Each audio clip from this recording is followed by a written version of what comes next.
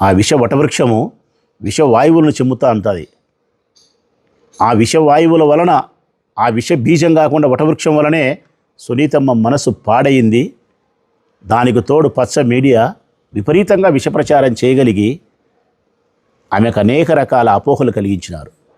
ఆ అపోహే అవినాష్ రెడ్డి. ఆ అపోహలో భాగమే వారి తండ్రి భాస్కర్ రెడ్డి. పోనీ అంతటితో ఆగిందా? ఆగలే. భాస్కర్ రెడ్డిని జైలుకు పంపించేంత వరకు,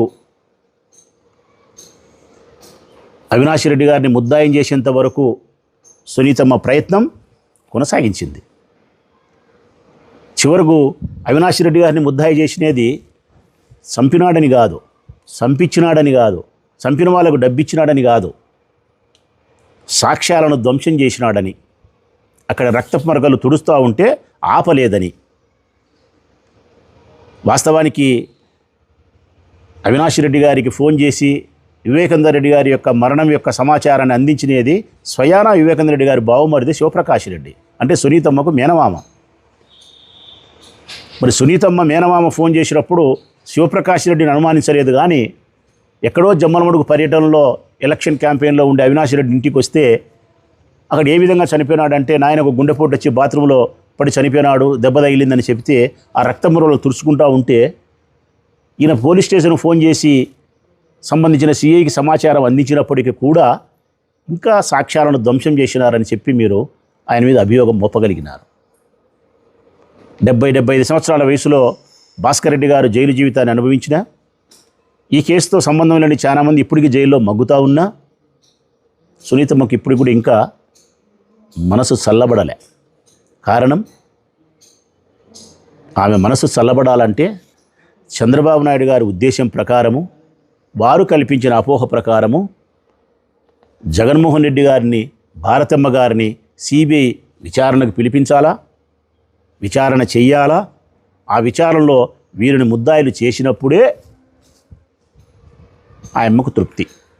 ఇంకా కరెక్ట్గా చెప్పాలంటే సిబిఐ కరెక్ట్గా పనిచేసిందని ఆమె ఎప్పుడు చెప్తుందంటే, నాకు న్యాయస్థానంలో సక్రమైన మేలు జరిగింది, సిబిఐ కరెక్ట్గా ఇన్వెస్టిగేషన్ చేసిందని ఎప్పుడు చెప్పగలుగుతుందంటే సునీతమ్మ గారు భారతమ్మ గొడ్డలి అందించి వివేకానంద రెడ్డి గారిని చంపు అంటానే జగన్మోహన్ రెడ్డి ఒక్క వేటును ఆయన తల నరికినాడని చెప్పి సిబిఐ విచారణలో చెప్పగలిగితే గన అప్పుడు సిబిఐ బెస్ట్ ఇన్వెస్టిగేషన్ సంస్థ.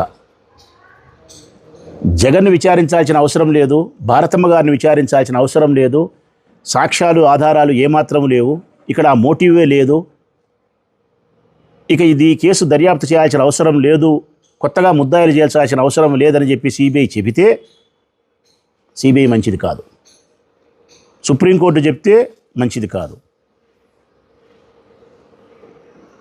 ఇది సునీతమ్మ యొక్క ఆలోచన విధానం. సునీతమ్మ తన తండ్రి యొక్క మరణాన్ని, హత్యను ప్రపంచానికి చెప్పాలని, ఇది సహజ మరణం కాదు హత్య అని చెప్పి చెప్పాలని, ఆ హత్య ఎవరు చేసినారో ప్రపంచానికి తెలియజేయాలని, ఆ హత్య చేసిన వారు చేయించిన వారిని న్యాయస్థానంలో నిలబెట్టాలని, న్యాయస్థానం ద్వారా శిక్ష వేపించాలా. ఇది బిడ్డగా ఆమె బాధ్యత. కూతురుగా ఆమె బాధ్యతను సగటు మనిషిగా రాచమల్లు లాంటి మనుషులు అందరూ స్వాగతిస్తారు, నేను కూడా స్వాగతిస్తాను. కానీ దురదృష్టం ఇక్కడ ఏంటంటే, చంద్రబాబు నాయుడు గారి పుణ్యమా అని, పచ్చ మీడియా పుణ్యమా అని సునీతమ్మ గారి ఆలోచనలు బిడ్డగా తన బాధ్యతను నిర్వర్తించే స్థాయిని, పరిధిని దాటి నేరము చెయ్యని వారిని, నిరపరాధులను కూడా జైళ్ళల్లో మగ్గబెట్టే స్థాయికి కక్ష సాధింపుగా, అక్కసగా, అపోహతో కేవలం అపోహతో నిరపరాధులు సైతం జైళ్ళల్లో మగ్గదీయాలనేంత స్థాయికి ఆమె పోయింది. ఇదే మా దురదృష్టం. ఎన్నో విషయాలను జగన్మోహన్ రెడ్డి గారి కుటుంబం ఈ హత్యకు సంబంధించిన ఎన్నో విషయాలు వాళ్ళు చెప్పడానికి అవకాశం ఉన్నా కానీ చెప్పలేకపోవడానికి, మీడియా ముందుకు రాలేకపోవడానికి కారణం తన పినతండ్రి యొక్క మర్యాదకు భంగం కలిగించకూడదని, తన పినతండ్రి తన కుటుంబానికి సంబంధించిన పరువును బజార్లోకి ఈడ్చుకోకూడదని, ఎన్నో విషయాలు చెప్పాల్సి వస్తే వారి కుటుంబం యొక్క పరువు పోతుంది పినతండ్రికి సంబంధించి అని చెప్పి వాళ్ళు మౌనంగా ఉండడమే వారు చేసిన తప్ప అనిపిస్తుంటుంది నాకైతే. ఎంతసేపు ఉన్నా సునీతమ్మ ఈ దిశగా సిబిఐ విచారణ చెయ్యలేదు అని మాట్లాడుతూ ఉంది. అర్జున్ రెడ్డి అంటది, భరత్ యాదవ్ అంటది, సునీల్ యాదవ్ అంటది, ఇంకోటి. మరి ఎందుకు మరొక దిశగా కూడా ఆలోచన చేయకూడదు ప్రజలారా? ఆ మరొక దిశే వివేకానంద రెడ్డి గారికి మరొక ముస్లిం వనితతో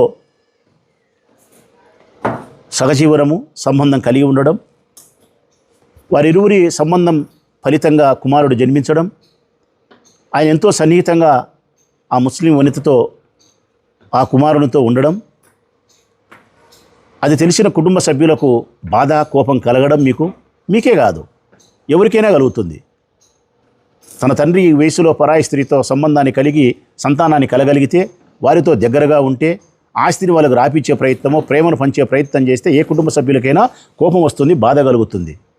అందులో భాగంగా ఆ ముస్లిం వనితతోనూ మీకు అనేక రకాల విభేదాలు పొడజూపినాయని, చాటింగ్ల ద్వారా మాట్లాడుకున్నారని, మరి ఎందుకు ఈ దిశగా సిబిఐ విచారణ చేయలే? ఈ దిశగా సిబిఐ విచారణ చేసినప్పుడు ఎన్నో విషయాలు వెలుగులోకి వచ్చేదానికి మీరు కూడా ముద్దాయలేదానికి ఆస్కారం ఉందనే ప్రశ్న ఇక్కడ ఉత్పన్నమవుతుంది. మీ భర్త మీరు మరి ఆ దిశగా మేమెవరూ ప్రశ్నించలేదు కదా. కారణం కుటుంబ గౌరవాన్ని, మర్యాదను బజారుకి ఈడ్చుకోవడం అనేది ఇష్టం లేదు.